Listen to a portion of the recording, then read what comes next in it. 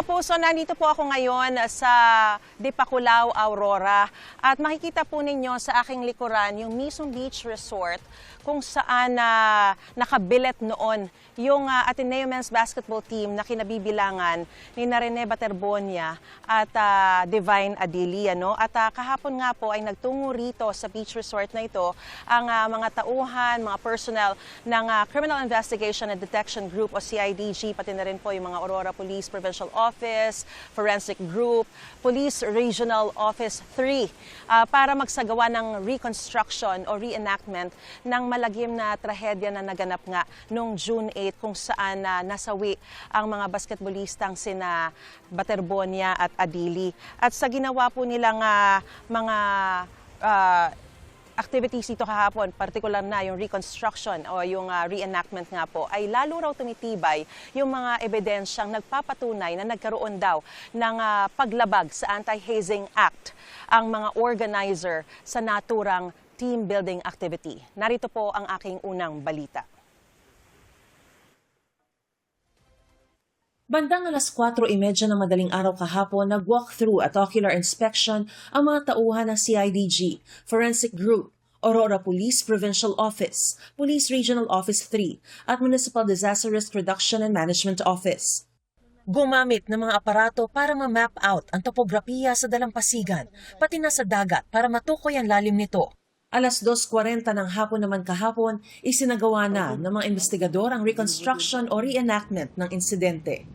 Itinaon po ng mga investigador yung isinasagawa nilang reenactment sa mismong oras na mangyari yung insidente ng pagkalunod para raw maikumpara o makita nila yung mas malaking larawan kung gaano daw talaga katindi yung mga alon, kung gaano kataas yung tubig noong mga panahon na yon. Ang problema, ayon sa mga ekspertong ating napagtanungan, low tide po sa mga oras na ito. Hindi katulad noong June 8 nung mangyari yung insidente na papataas na talaga yung tubig at matindi na rin daw yung alon dahil pa-high tide na nung panahon na yon.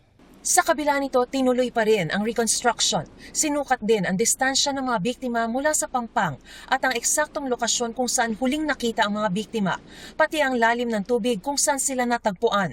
Ibinabangga raw ito sa mga kuha sa CCTV, pati sa mga pahayag ng mga manlalaro, coach at iba pang mga saksi.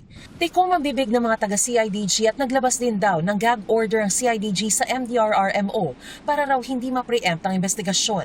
Ang pamunuan ng resort, nakikipagtulungan daw sa NBI.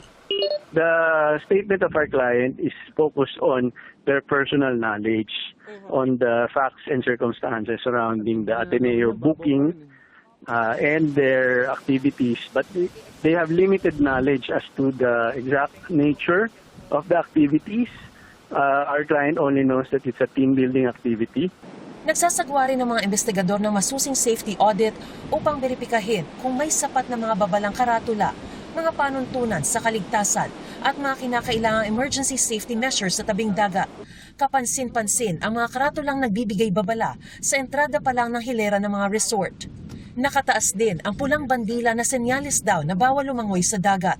Pagka red flag po kasi ma'am, hindi pwedeng maligo. Hindi pwedeng pumalaot yung mga bangka. Ganun po kasi po ma'am, delikado po ang dagat. Nakalagay na po ba yung red flag na yan bago pa mangyari nung nangyari yung June 8 na insidente na pinasawi nila Baterbonia? Ma'am po bago po nangyari po yun ma'am, matagal na po naka-red flag yan ma'am. May current po kasi yung ilalim niyan ma'am, maski lantap siya. Ma'am, ang alon namin dito ay pag minsan may malalaki, pag minsan po lantap nga pero yung ilalim naman niya current. Kahit nga raw mga lokal na tulad nila, di po kami basta-basta naliligo dyan ma'am, natatakot din po kami. dalawang mahalagang elemento rin daw ang tinitignan ngayon ng mga investigador. Una, kung bakit hindi na lang ginamit ang swimming pool na hanggang 5 feet lang ang lalim, lalo't SOP daw sa mga aquatic training na isagawa ang drill sa isang controlled environment. At pangalawa, bakit isinagawa ang drill sa dagat noong magha-high tide na ng alas 2:30 ng hapon? Sabi ng mapagkakatiwalaang source, dahil dito, tumitibay raw ang ebidensya nila na nilabag ng coaching staff ang Anti-Hazing Act, kung saan nakasaad na maituturing na hazing ang sapilitan o tahasang exposure to weather.